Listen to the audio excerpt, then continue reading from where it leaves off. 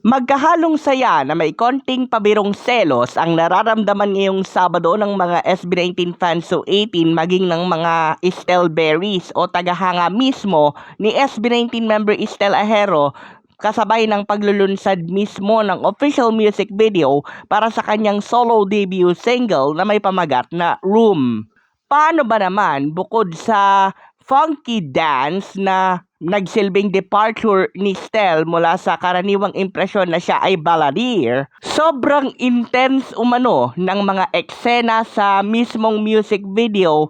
lalo na sa mga parte kung saan magkaharap si Stel at ang gumaganap na kanyang ka-eye-to-eye na si Ira Kasim. Hindi na bago sa paningin ng mga 18 si Ira dahil nagsilbi na rin siyang backup dancer sa ilang mga videos ng Mahalima, kabilang na yung Gento. Pero sa Room ni Estel ay pamihadong intense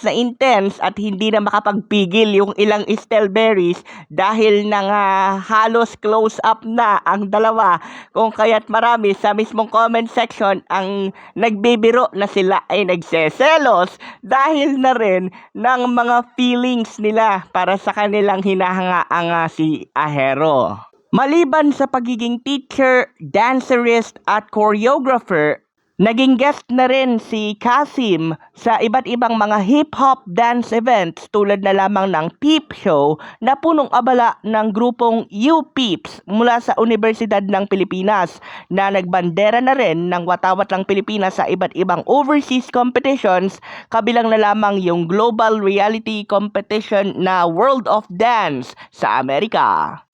Panawagan ng mga Estelberries sa kanilang mga kabaro, parte lang naman ng mga visual elements ng music video ang ginagawa ni Estel at Ira at wala naman silang kung anong romantic implications kaugnay doon dahil nga teacher at choreographer pa mismo ni Estel ang kanyang kaharap, kung kaya't